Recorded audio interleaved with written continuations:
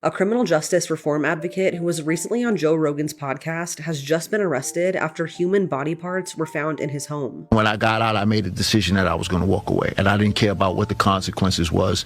And I said to myself, I've been doing bad for so long, I'm going to try to do something good. If all else fails, I could always go back to doing bad. So this is 48-year-old Sheldon Johnson. He was released last May after spending 25 years in prison for attempted murder and robbery. After his release, Sheldon became a high-profile advocate for criminal justice reform, and he also became a client advocate for at-risk youth in Queens, New York. He even appeared on Joe Rogan's podcast last month where he talked about his life in prison and how he is now a public voice for rehabilitation. At the time of the podcast, he had been out of prison for 9 months, and everyone thought that he turned a new leaf. But last Tuesday, NYPD were called to a Bronx apartment to conduct a welfare check after neighbors heard 4 gunshots and someone yelling, quote, "Please don't kill me, I have a family." The apartment belonged to 44-year-old Colin Small, and when police arrived, they found a headless torso in a blue bin inside the apartment. Also inside the apartment was Sheldon Johnson, and he's now been accused of fatally shooting Colin and then dismembering his body. Authorities then went to Sheldon's home in Harlem and found a human arm, legs, and a head with a gunshot wound stored in his freezer. Sheldon was also caught on surveillance footage going in and out of Colin's apartment multiple times wearing different disguises, including a blonde wig, and at one point was carrying a large blue bin, which is what Colin's torso was found in. As Sheldon was arrested last Thursday, he yelled, "I'm innocent," but he's since been charged with murder and concealment of a human corpse, amongst other charges. He's being held without bond, but has since pleaded not guilty, and I can't even imagine what Joe Rogan is thinking right now. This man vanished from the top of a mountain in New York and was found 6 days later in California with no memory how he got there. This is easily one of the most bizarre disappearances and reappearances that I've ever heard of. If you've never heard of this story before, buckle up because it's wild. 49-year-old Canadian firefighter Danny was skiing at White Base Mountain in New York when he vanished. It was the last day of their ski trip. All of Danny's friends had gotten tired and had headed back down to the ski lodge to wait for Danny, who wanted to do one more trip down the mountain, but Danny never returned. Danny was missing on top one of the highest mountains in the area. Everyone's thinking that there must have been some kind of terrible accident. All of Danny's belongings are still back at his resort: his car, his passport, his ID, his phone. A huge manhunt was being done on the mountain, but as the days went by, the chances of finding Danny alive were slim. Then, 6 days after he vanished, Danny was found alive on the complete other side of the country, over 2,500 miles away in California. Danny was still wearing the ski outfit that he disappeared in 6 days earlier, with a new haircut, a new cell phone, and no memory of the past 6 days. Eventually, Danny was able to recall that he believes that he was the passenger in a big rig truck at one of those points and thought that he must have suffered some kind of head injury. But he had an examination at a hospital that found that he had 0 injuries at all. Extensive investigations were done in both California and New York that brought forth no answers. 6 months after Danny disappeared, he was able to recall a couple more vague details, but honestly it wasn't much. Now here are some of the most highly believed theories that you can find online. Could Danny have gotten a concussion on the mountain that resulted in some kind of memory loss? It sounds plausible, but a lot of doctors that have looked at this case have said that it's unlikely because memory loss after head trauma usually only lasts at most 48 hours, not 6 days. And apparently Danny didn't even have any injuries to begin with when he was found. Some also believe that maybe Danny was abducted by aliens who dropped him back off on the wrong side of the country.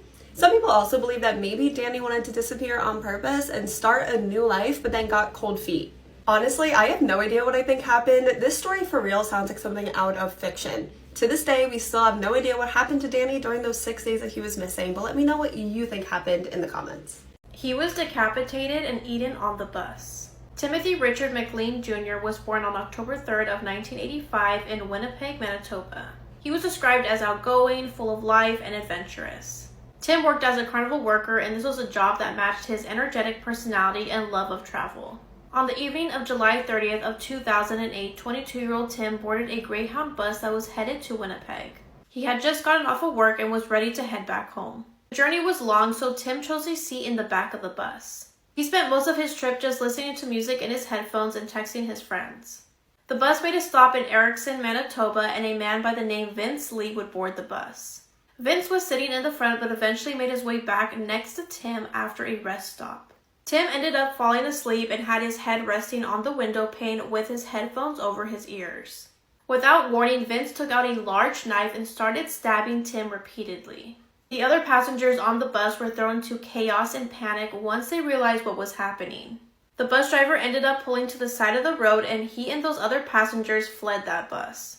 Once everyone was outside, Vince started to decapitate Tim's head, then showed his head through the window so that everyone could see, and then he started to eat his flesh.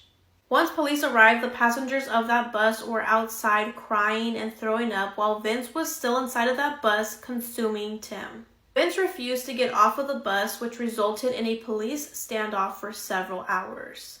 About 5 hours later, Vince tried to break through a window to escape, but that's when he was arrested. Parts of Tim's body were placed in plastic bags, and his ears, nose, and tongue were found in Vince's pockets. Tim's eyes and a part of his heart were never recovered, and they just assumed that Vince consumed them. Once Vince was arrested, it was revealed that he was a recent immigrant from China and he was suffering from an untreated schizophrenia. Vince claimed that he did this to Tim because he was given divine instructions because he believed that he was an evil force threatening humanity. Vince was charged with second-degree murder but was not found responsible due to his mental illness. The NCR verdict meant that Vince would not be incarcerated but instead would be in a secure psychiatric facility. Many believed that the ruling was too lenient, while others argued that it highlighted the need for compassion and better mental health care. After all that, Vince ended up being released from the psychiatric facility and given a new identity. Genuine question. Your loved one's been taken hostage. They give you an address. You go to the address and they're not there. What the hell do you do? So it was February 2024 in Birmingham in Alabama. 20-year-old Mahogany Jackson was a beautiful woman, and she was actually a mum as well to an adorable 3-year-old little daughter. The two of them shared such a lovely bond. Mahogany was really good with like beauty and hair stuff, and she was always taking the time to make her little girl's hair just so cute. Mahogany enjoyed it so much that she was even going to go to cosmetology school, but sadly those plans were taken away from her. On the 23rd of February that year, her dreams turned into a living nightmare. So her mum said later on that Mahogany was at this point trying to distance herself from a very toxic group of friends, and she'd just really been trying to focus on herself, her career, her future and her daughter. But at 7:46 a.m. on that day, her mum got the most distressing text a mum could get. It said, "Send the police, apartment 3, held hostage, don't call, send address to Jaslyn, hurry." I think she also contacted her sister and her cousin, like she was texting people, she needed them. Obviously, seeing this, her family was on an absolute mission to try and get there, save her from whatever the hell was going on. But when they raced over there, she was nowhere to be seen. Police also showed up ASAP and they searched everywhere. They were chatting to any neighbours, asking if you'd seen this Mahogany Jackson girl, and none of them had. Her poor mum was like frantically posting on Facebook, asking if anyone had seen her daughter and just explaining what the hell had gone on. It was so stressful, but tragically it was too late. The following morning, just after 2 a.m, a random passerby saw a body on the side of the road. Mahogany had been killed and dumped by the side of the road after being shot.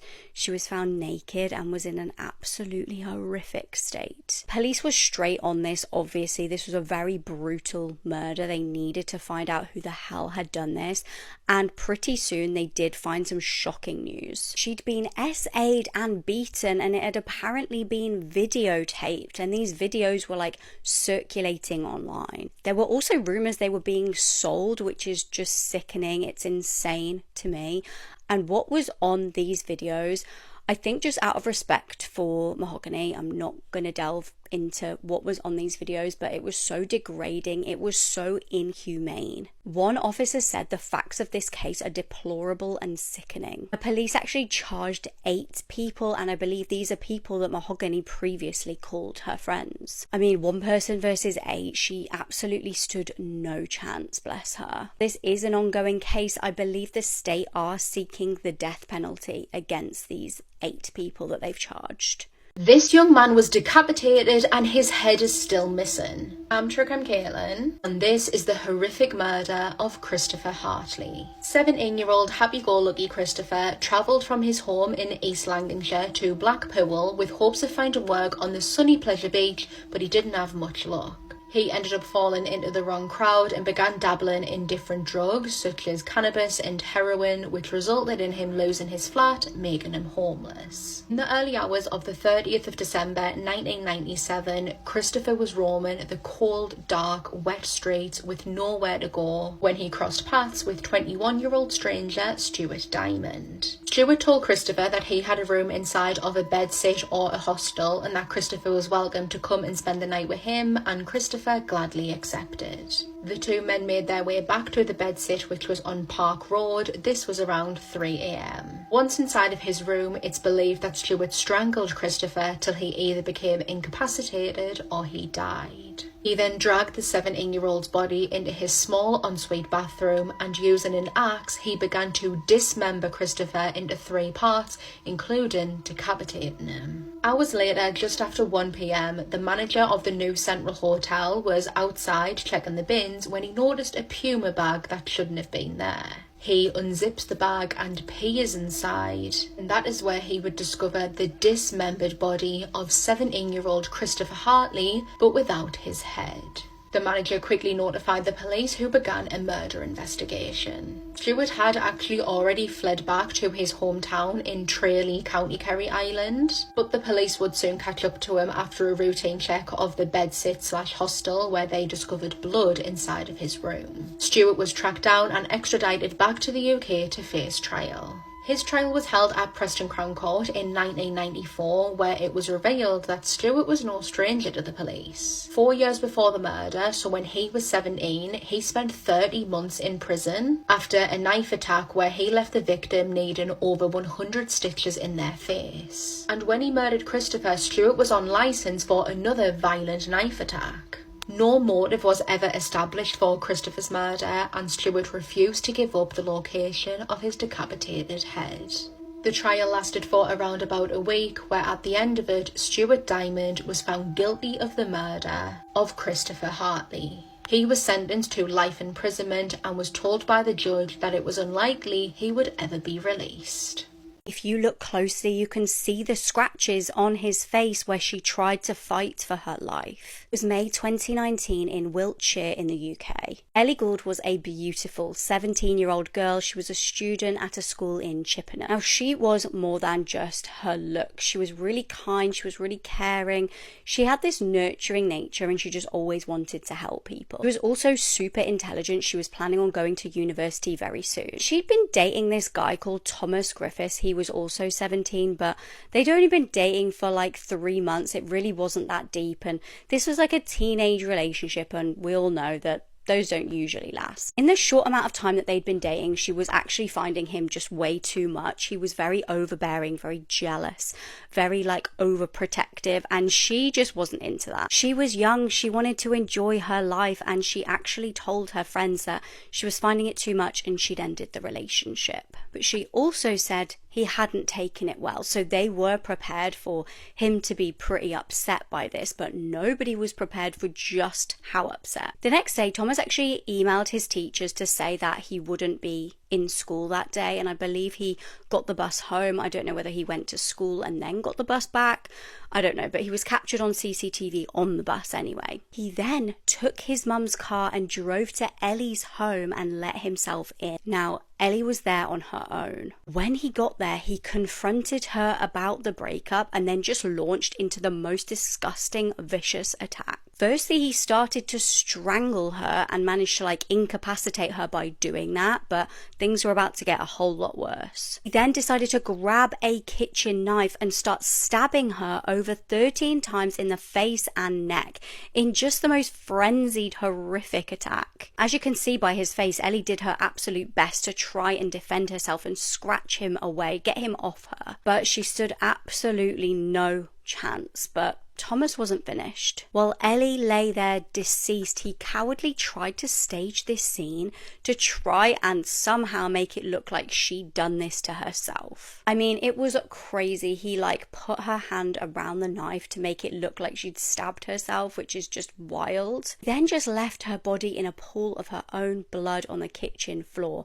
Now, I believe he tried to mop some of the blood up, as if she would have done this to herself, lay there and then mop the blood up. I really don't think he thought this through. He then actually tried to hide some of this evidence in local woods. And probably one of the most harrowing parts of this case, I know that's all very, very harrowing, but it's the fact that her dad was the one who had to find her hours later when he returned home.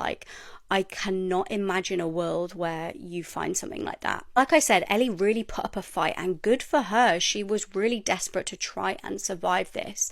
So Thomas had scratches over his neck and his face, and in his mind, he needed to come up with an excuse for this. So he started randomly sending his friends messages on Snapchat saying that he'd been really struggling mentally and been scratching himself. This was kind of his cover story, but again, this was just a very feeble attempt at trying to get away with this. I mean, he was captured on CCTV, his DNA was at the crime scene, people knew he'd been dumped, so he therefore had a motive. He obviously knew where Ellie lived, and a neighbour had actually seen him entering the house that day. So Thomas was arrested pretty quickly and did actually plead guilty in court, but the family fight was far from over in this case because he got just 12.5 years in prison for such a brutal crime, which is wild to me. Ellie's dad said, "The image of Ellie lying there on the floor has haunted me ever since that afternoon. It fills my thoughts when trying to sleep and hijacks my mind when trying to go about my day." And I can just not imagine the horror that family has gone through. Since the tragedy, Ellie's family have done absolutely whatever they can to campaign for tougher sentences for domestic murders. He seemed like the perfect neighbor until he was caught on a hidden camera trying to poison his neighbors.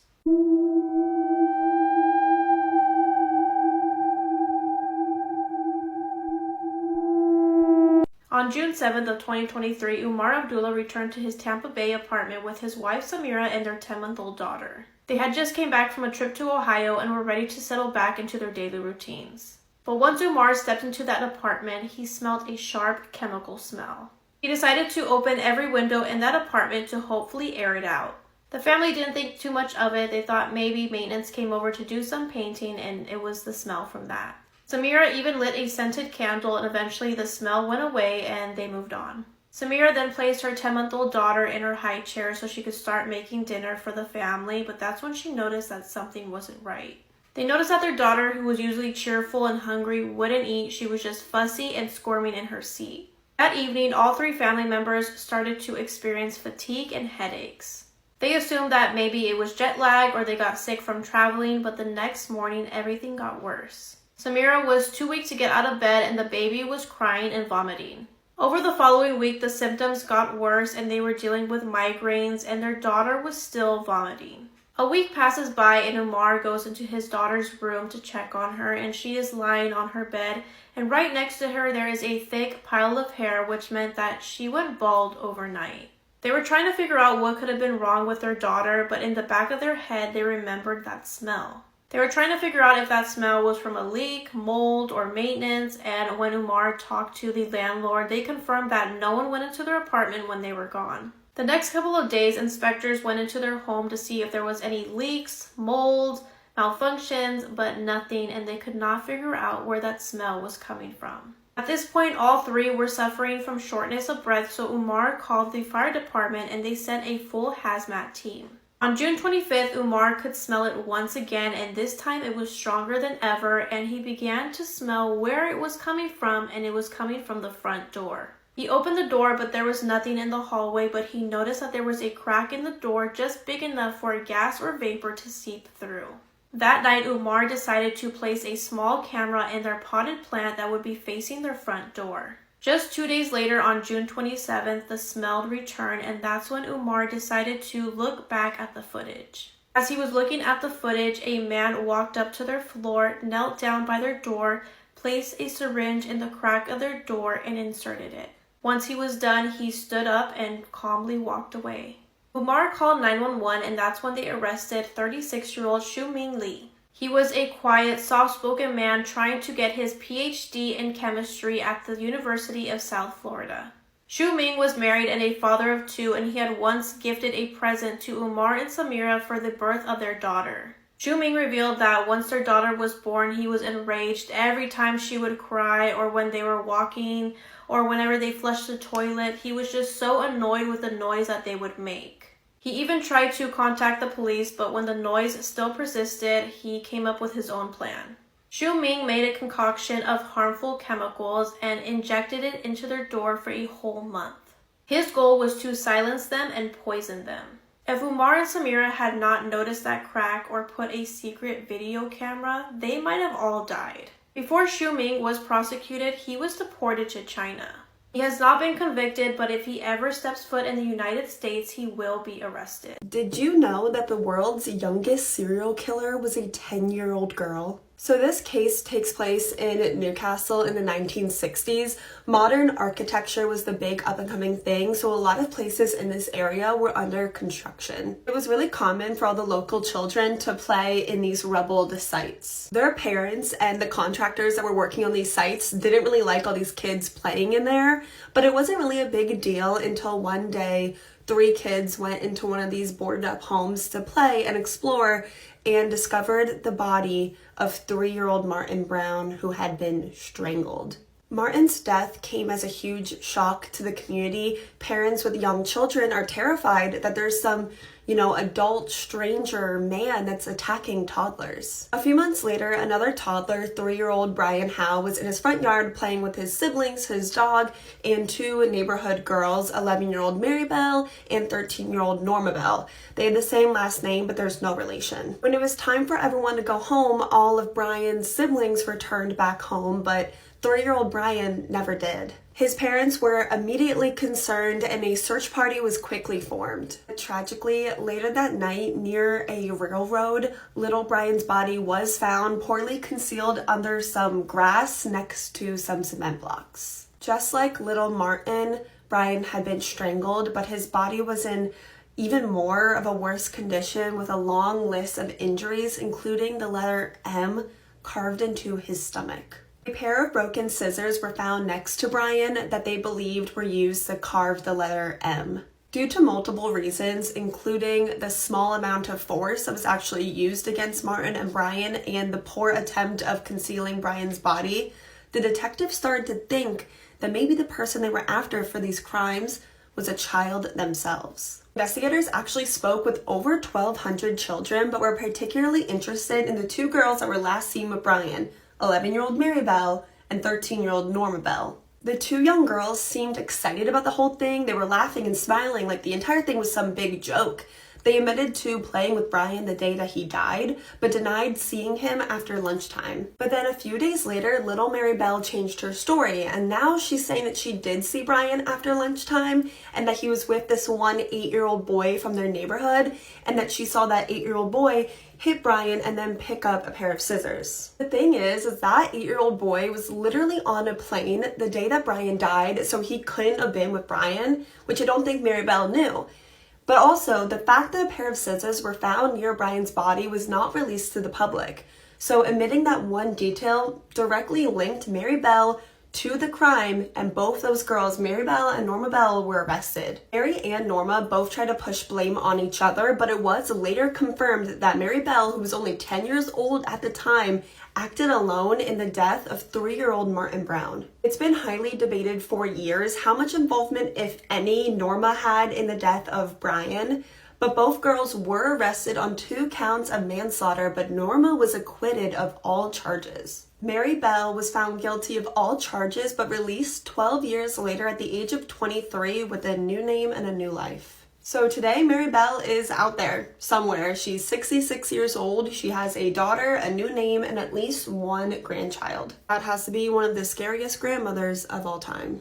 This case is one of Australia's darkest murders. She was obsessed with her, and so she killed her to try and become her. I'm True Crime Caitlin, and this is the murder of Rachel Barber. The Barber family lived in Victoria, Australia. This consisted of parents Elizabeth and Michael and their 3 girls, Rachel, Ashley Rose and Heather. Growing up, Rachel lived a very simple, happy, carefree life. She grew up being surrounded by animals, including cats, dogs, chickens and cows. The Barbers were an incredibly imaginative and creative family. Michael worked as a toy designer, Elizabeth was really into literature, Heather sang, Ashley was a musician, she was very talented at playing the flute, and Rachel was an exceptional classical dancer. Rachel attended a mainstream school for some time, however while here she really struggled. English, maths and science wasn't where her heart lay, and she began developing anxiety. She feared doing things alone, including going to the shops by herself, going on public transport. She couldn't talk to strangers, she was terrified of the dark. And all of this was really having a knock-on effect on her confidence. With the help and support of Elizabeth and Michael, Rachel would be enrolled into a dance school in Richmond, and as soon as she went here, she began to absolutely flourish. Her anxieties began to ease, she was happy, she was confident, and she was doing something that she absolutely loved. Due to her sweet, kind and warm nature, people naturally gravitated towards Rachel, which meant that she was very popular. And she even got into a relationship with a boy named Emmanuel Manny Corella, and the two were described as the perfect young couple. Since moving to the dance school, Rachel really began living her best life. On the morning of the 1st of March 1999, Michael would drop off his 15-year-old daughter Rachel at the train station, telling her that he loved her and to have a good day and that he would be there at 6:15 that evening to collect her, like he was every other day. However, by the time 6:15 rolled around, Rachel didn't show. Thinking that maybe she'd just missed the train, Michael sat and again started waiting for his daughter, but he would watch as each train went by and there was no sign of Rachel. Eventually, Michael decided to head back home. Maybe Rachel had somehow made her way back home by herself. However, to his horror, when he arrived, Rachel wasn't there either. Elizabeth and Michael began calling around Rachel's friends to see if she was with any of them or if any of them had seen them, but no one had. When they spoke to Manny, he told her parents that that date Rachel had been secretive and she'd been evasive about this job that she was doing that evening. She was doing this job so that she could buy herself some new dancing shoes, and as soon as Manny said this, Elizabeth knew what he was referring to. Rachel had already asked her parents if she could get these new dance shoes, but they were over $100 and the family just couldn't afford to pull out $100 on a pair of shoes. I mean, really, who can? Manny said that Rachel had reassured him not to worry about her at all because she was doing this job with an old trusted friend. It wasn't as if she was running off with some randomer. It would be one of Rachel's fellow classmates at the school that gave police their best tip.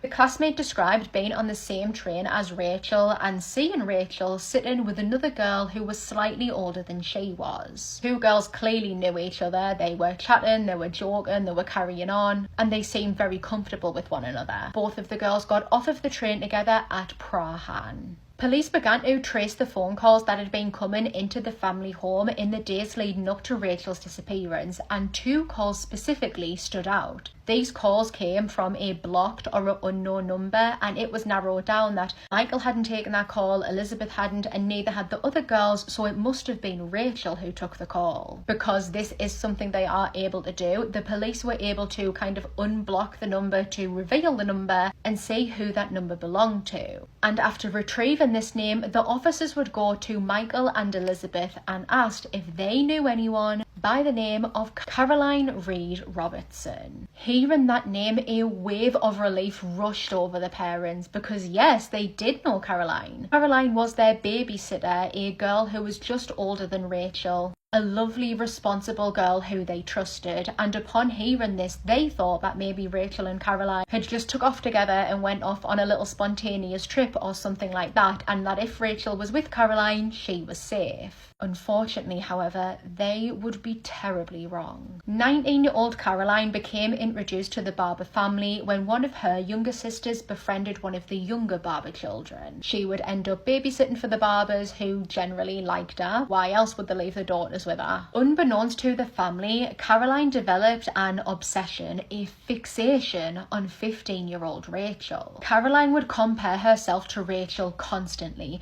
To her, Rachel was radiant. She was beautiful with dark hair and striking green eyes, and she would describe herself as having oily brown hair, overweight, and was pizza-faced. Rachel was a gifted dancer and she had no coordination. Rachel had a promising career in dancing and even a little bit of modelling, and Caroline worked a desk job for a phone company. As time went on, Caroline's obsession with Rachel manifested into something deadly. Caroline decided that she didn't just want to be like Rachel, she wanted to be Rachel, and in order to be Rachel, she had to get Rachel out of the picture. Caroline would lure Rachel to her apartment under the pretense of doing a psychological study, and in exchange for this, she would pay her $100. Once inside, the girls ate some pizza, unbeknownst to Rachel that Caroline had spiked her slices with drugs. Caroline began performing a relaxation exercise on Rachel, and once a drowsy Rachel did become relaxed and her eyes closed, Caroline quickly wrapped an electric phone wire around Rachel's neck and began to squeeze. In vain, Rachel tried her best to fight her off and to pull away at the wire, but she was drugged, so there was nothing that she could do. During this altercation, Caroline is eerily telling her to think happy and positive thoughts. After Rachel's body went limp, Caroline would stuff her inside of a wardrobe where she would stay for 2 days. Eventually, Caroline would wrap up Rachel's body with the black cord still tied around her neck in 2 rugs and then force her into an army bag before transporting her to some of her dad's farmland in Kilmore, burying Rachel in amongst some trees within the family pet cemetery. When police arrived to question Caroline, they would discover her unconscious on her bedroom floor, having had a seizure, likely brought on by the stress of police closing in on her. She would be whisked off to the hospital, where she would go on to coldly confess to a detective, telling them that she had murdered Rachel, there was no saving her, and that she had already buried her. At Caroline's apartment, investigators would discover evidence that proved that this was a premeditated murder. In her diary, there was several entries detailing what she was going to do, and one entry read in part, quote, "Drug Rachel, brackets, toxic over mouth, put body into army bags, disfigure and dump somewhere way out." They also discovered that she had put in an application for Rachel's birth certificate, that she had also put an application in for a $10,000 loan from the bank. Likely she was going to use this money to run away with and take on Rachel's identity. It was also reported that Caroline had planned to do several cosmetic procedures in order to look like Rachel more. This included getting a nose job, dyeing her hair, losing weight, stuff that she thought would make her resemble Rachel more. In October 2000, Caroline Reed Robertson would plead guilty to murder. She would be handed a sentence of 20 years to serve with a minimum term of 14.5 years. She was released on parole in January 2015 despite never showing any remorse for the murder of Rachel Barber. Now that TikTok is back, I have to tell y'all a story that literally gives me chills every single time I think about it. It's December 18th, 1994 in Port Elizabeth, South Africa. Alison Boulder, she's 27, and she's driving home from a night out with her friends, completely alone, and just unaware of the fact that her life is literally going to change forever. Now, good, bad, it depends on how bad she wants to live. When Alison parks near her apartment, ready to head inside, a man suddenly forces himself into her car. His name is Franz Dutoit. Like a perfume bottle. He's musty. He's holding a knife and puts it to her face and forces her to drive. Now imagine the terror in that moment. Alison is trying to stay alive. Does she scream? Does she stay quiet? Does she do what he says? She does not know. She just wants to survive. Franz makes her stop to go pick up a friend, Theun Kruger. I don't even know how to say his name. I don't care to say his name right. Now there are 2 men in the car, and let me tell you, these 2 aren't just dangerous. They are pure evil, like believers in the devil evil. And warning, because it gets really bad. They drag her out of the car, and both men SA her, just taking turns, stripping her from her dignity,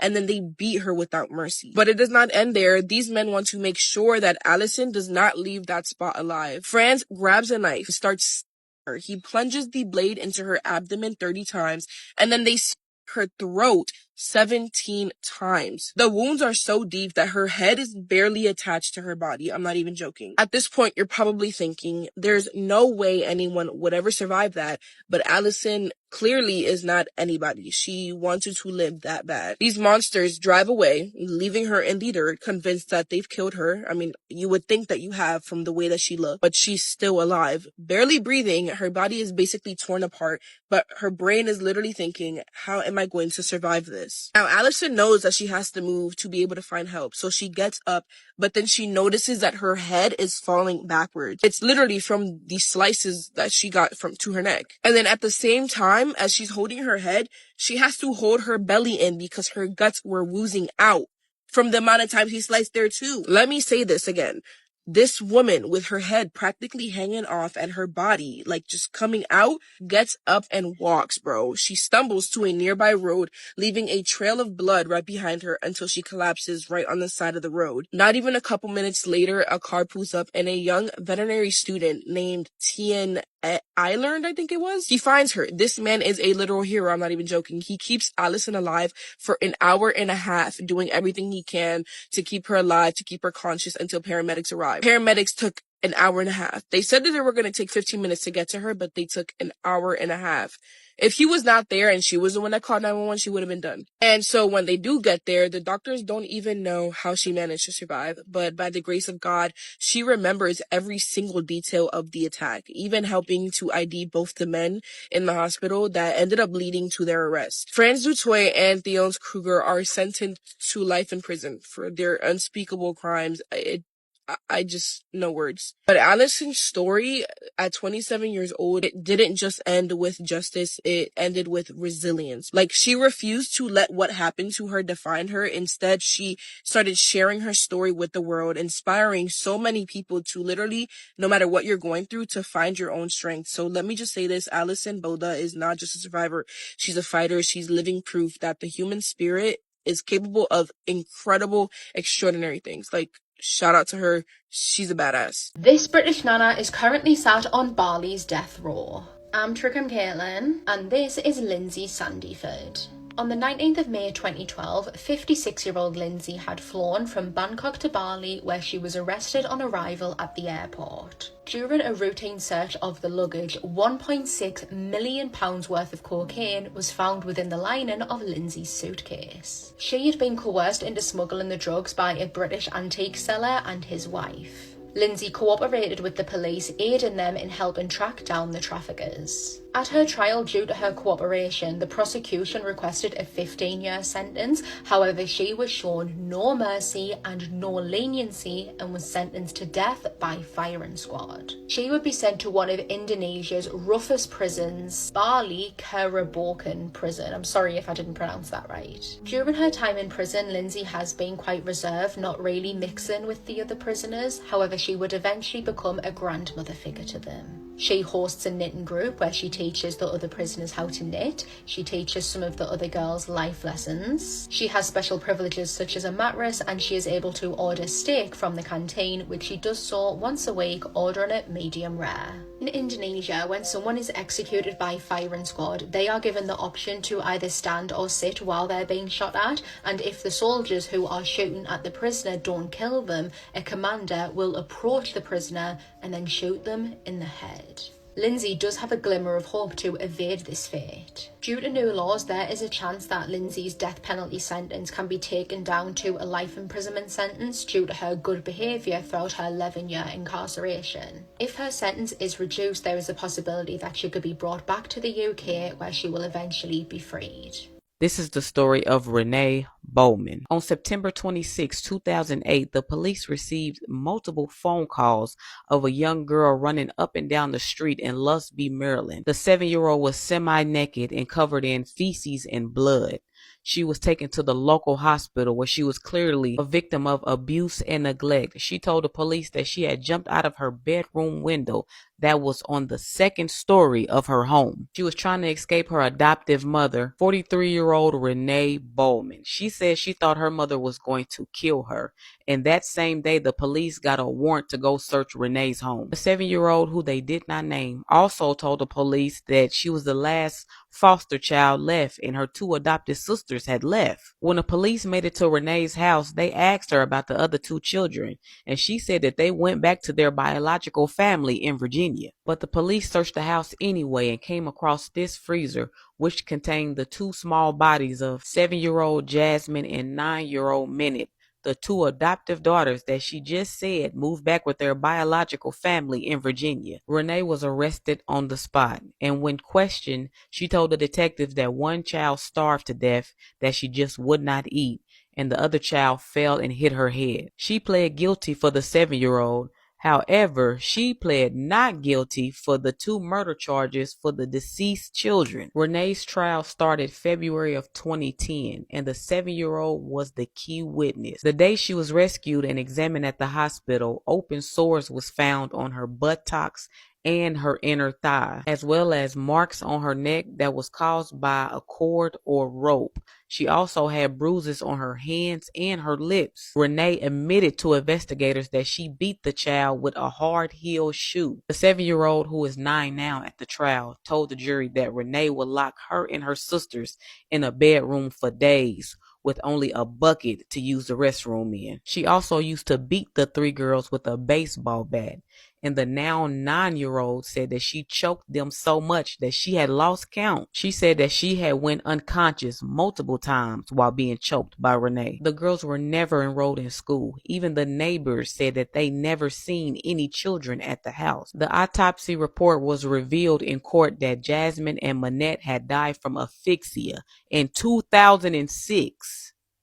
Yes, that means these babies was in that freezer for 2 years. During those 2 years, Renee moved twice, which means she carried that freezer to each one of her new homes. She received $150,000 since adopting the 3 girls, so it was evident that this was all for financial gain. But while in her cell, she confessed to her cellmate that she smothered the 2 children with a pillow, and that same cellmate testified against Renee in her trial. This led to Renee's confession. You put duct tape around both of them? Yes, sir. Okay. And who wrapped them up in the blanket? I did. And who put them in the plastic bag? I did. And who put them in the freezer? I did. Okay. And who put the ice on them? I did. Renee Bowman was sentenced to 2 life terms plus 75 years for abuse. She made a statement at her sentencing saying, "I am very sorry for the abuse of the girls. It haunts me every day." Girl. The body of 22-year-old Riley Strain has just been found in the Cumberland River in West Nashville. This is what we know so far. Riley disappeared on March 8th after being kicked out of Luke Bryan's bar in downtown Nashville. This was at about 9:38 p.m., and according to the bar, during Riley's time there, he was only served 1 alcoholic beverage and 2 waters. Something happened that caused him to be kicked out, and a friend walked him out but returned to the bar. Riley disappeared shortly after, but he was seen on surveillance footage multiple times that night stumbling around. New body cam footage from a Metro police officer was recently released that showed Riley briefly interacting with the cop the night he disappeared. And the last known communication that he had was through a text with a woman that he had been talking to. The woman asked how he was doing, and he texted her back something along the lines of good or good luck, but the text was misspelled. Police started searching the Cumberland River after Riley's bank card was found on the embankment near the water. And sadly, at around 7:30 this morning, Riley's body was found. His body was found by a worker in the area, and authorities were able to identify him by his shirt and watch. He was found about 8 miles from downtown Nashville. Police say there were no obvious signs of trauma to his body or foul play, but his cause and manner of death is still pending until his autopsy is complete. According to authorities, based on Riley's height and weight, if he was in the water, he would have likely surfaced between 14 and 20 days. And today marks the 14th day. This is not the outcome that anyone was hoping for. All we can do now is keep his family in our thoughts and do whatever we can to help them get through this horrible tragedy. This is the story of Daphne Wright. September 2004, Daphne Wright's girlfriend, Sally, moved into an apartment complex that catered to deaf people in Sioux Falls, South Dakota, where she met her neighbor, Darlene Vandergeesen. The two hit it off instantly and became really good friends, but Daphne did not like that. One evening in 2005, Sally and Darlene decided to go out to dinner, and while they're sitting there chit-chatting, here comes Daphne storming in, causing the scene, so much so that the staff had to put her out. Now remember, all three women are deaf, so it wasn't no yelling, it was furniture moving. A couple days later, Darlene was trying to talk to Daphne and tell her that they were just friends. Everything was strictly platonic. Darlene had even shared that she was not even a lesbian, so you don't have nothing to worry about.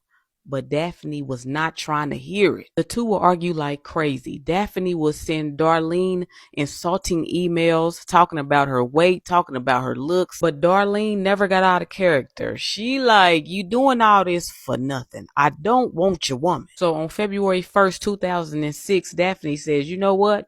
I'm sorry. Can we meet up this evening, to talk it out, to reconcile? And maybe you can help me with a Valentine's Day surprise for Sally. And sweet little Darlene agrees. She met with Daphne at a local Pizza Hut parking lot, and that was the last time she was seen alive. February 3rd, after missing 2 days of work, the job got in contact with Darlene's parents, who immediately put out a missing persons report. They found her car in a Pizza Hut parking lot with her keys, ID, and wallet missing. Darlene's mom told the police that she was worried that her daughter had met the wrong person off of a dating site. When they went back to her apartment to find more evidence, Daphne was right there helping them. She told Darlene's family that she was a friend and she was willing to help as much as she could. As they were searching Darlene's apartment, Darlene's sister came across the emails Daphne had sent her a while back. And somebody who lives in their apartment complex told the police about the arguing Daphne and Darlene was doing. On February 7th, the police showed up to Daphne's house with a warrant to search. They end up finding bones and tissue fragments in the basement that later identified as Darlene's through DNA testing. They arrested Daphne on February 10th. Now, she admitted to the emails, but she said she did not kill Darlene. The next day, Darlene's torso was found in the landfill. Daphne still said, I don't have nothing to do with that. She's pleading non-guilty, but they still charged her with first-degree murder with the evidence that they did find in the basement. On the 21st of February, the legs of Darlene turned up in the landfill. They were dismembered and partially burnt. And over a month later, on March 28th in Rock County, Minnesota, Darlene's head was found wrapped in plastic in a ditch. Darlene's remains matched the samples taken from Daphne's shirt, car, and basement. And it was a carpet that she discarded that was found in the landfill. Daphne's roommate testified that she seen her throwing away the carpet after Darlene went missing. They also found a receipt for a chainsaw from the local hardware store. The guy who made the purchase testified and identified Daphne Wright as buying the chainsaw and bought oil with it. Blankets and rope was found at the landfill in Rock County, both linking back to Daphne's apartment. The investigators said the marks in her basement corresponded with the use of a chainsaw. The defense is arguing that there is not enough evidence to charge Daphne Wright. On April 11th, after 10 hours of deliberation, the jury found Daphne Wright guilty. They wanted to give her the death penalty, but the defense argued that that would be a cruel punishment, so they gave her life without the possibility of parole. But was that enough evidence? 8-year-old little girl disappears. Days later, her 14-year-old neighbor gets charged with her death. That being said, today's video does involve the death of a child. If you think that listening to this is going to harm your mental health, please take care of yourselves. Your mental health is priority, always has been, always will be. Skip this video and I will see you in my next one. Love you. 8-year-old Maddie Clifton lived in Jacksonville, Florida with her older sister and their mom and dad. Maddie and Jesse were the best of friends. They weren't too far apart in age, so they pretty much did everything together. Apart from hanging out with her sister and playing outside, some of Maddie's favorite things to do included playing sports and anything music related. She loved to sing, loved to dance, loved to play the piano. She She was an 8-year-old ball of joy, full of life and innocence and love for everyone around her. November 3rd of 1998, it was a Tuesday, and it was like any other Tuesday for Maddie. She went to school, got home around 4:30. She practiced her piano and waited for her mother to get home. When her mom got home, Maddie asked her if she could go play outside, as was routine for a lot of kids in the neighborhood, and her mom said yes, as long as she was back in time for dinner. Great. Maddie ran outside and headed over to one of her neighbor's yards to hit some golf balls. After a little while, she offered to go back to her house and grab some more golf balls, so she left her friends, but she never returned. Around dinner time, Maddie's mom Sheila called for Maddie to come back because dinner was ready, but Maddie was nowhere to be found. Her mom looked around and asked some of the neighbors if they had seen her. Her older sister Jessie hopped on her bike to ride around and look for Maddie, but when they couldn't find her, Sheila, the mom, panicked. Instant panic. She called 911 to report her 8-year-old daughter Maddie Clifton missing at 6:33 p.m. Police arrived and the investigation into the disappearance of Maddie started. The search for Maddie is one that I would say is the definition of bringing people together. The entire Jacksonville community really rallied together to conduct and really show the massive effort that was going into the search. Volunteers combed throughout the surrounding woods, ponds, and neighborhoods while helicopters scanned from above. Police organized door-to-door interviews, even inspecting different homes multiple times. Local businesses, residents, and neighbors passed out flyers with Maddie's face on them. News outlets kept the story in constant rotation with Maddie's family pleading for help, and yet despite the outpouring of help and the intensity of the search, Maddie seemed to have vanished without a trace. On November 10th, 7 days after Maddie disappeared, just after Steve and Sheila had finished a TV interview and while their street was still covered with different members of law enforcement, one of their neighbors, a woman called Missy Phillips, runs out of her house across the street yelling for the police. She's screaming to get one of their attentions to tell them that she had just found Maddie's body. The Phillips house was right across from the Cliftons. In there lived the mom and the dad and their 14-year-old son, Josh Phillips, and the two families knew each other. Of course, they lived so close to each other and saw each other all the time. Well, that morning, Missy had been cleaning up around their house when she noticed a horrible smell coming from her son's bedroom. Josh was not home at this time. He was at school, but when his mom walked into his room to look around, she noticed a wet spot underneath his bed. Her immediate thought was, oh no, his bed must be leaking because Josh had a waterbed. So she started messing around with the waterbed when she found some tape and then a white sock. She tugged on the white sock, but it wasn't coming off. That's when she realized the white sock was attached to a little foot. Inside the frame of her 14-year-old son's waterbed, Missy found the deceased body of 8-year-old Maddie Clifton. Not knowing what else to do, Missy ran outside, told the first officer that she saw, who then proceeded to gather another team of officers to enter the bedroom and recover the body. Officers entered that bedroom and almost immediately saw 2 small feet wearing white socks sticking out from underneath the bed. Little Maddie Clifton had been. She suffered blunt force trauma to the head and multiple wounds to her chest and her neck, a total of 11, one so deep that it perforated her windpipe. She was found wearing very little clothing. I believe the only thing that was on her body were those white socks. And this is so upsetting I can't even put it into words, but evidence indicated that she was likely still alive when she was shoved underneath that waterbed, as her hand was found clutching part of the bed frame. It makes me nauseous to think of what that little girl suffered at 8 years old, and then she was shoved underneath that bed until she was gone. It breaks my heart. Other things found in Josh's bedroom were a sharp weapon, rolls of tape, a baseball bat, shoes with Maddie's blood on them, blood spatter on the ceiling fan, and a picture of Maddie's older sister, Jessie, taped to the back of his bed frame. That picture was one that Josh had stolen from the Clifton household. There were also a lot of different air fresheners, presumably Josh's attempt to mask the smell of a decomposing human body. A little bit of background into who Josh was. He could not have been more normal. He was an only child. He was described as quiet but friendly. At school, he had plenty of friends. He was described as a fun, silly guy. His teachers said nothing about him really stood out, and other parents in the neighborhood just said he was a pretty decent kid. Nothing about him was weird, but what happened that led to the attack of Maddie Clifton, resulting in her body being hidden in Josh's bedroom? Well, shortly after her body was discovered, police went to his school and arrested the 14-year-old boy. They brought him into the station for questioning, and within hours, they had a confession. Josh's story of events was that day he was playing with Maddie in his backyard. His parents were not home, so it was only the two of them playing baseball. He said that during this, he accidentally hit the baseball and it landed on Maddie's face near her eye, causing her to freak out and start crying. He claimed that he panicked, dragged Maddie up to his bedroom, put his hand over her mouth to try and get her to stop crying, but she wasn't stopping and he was freaking out. Then Josh told officers that was when he took the baseball bat and swung it at Maddie's head twice, and then he placed her body underneath his bed, hiding it in fear that that he would get in trouble with his father. He said that once she was in there, he could still hear Maddie making noises, so he pulled her back out and took the sharp weapon across her neck. He said he then placed her back into the bed frame and then went to go clean himself off, but when he returned, he claimed that he could still hear Maddie making gurgling sound and different noises, so he went back to his bedroom, pulled her out again, and used the sharp weapon to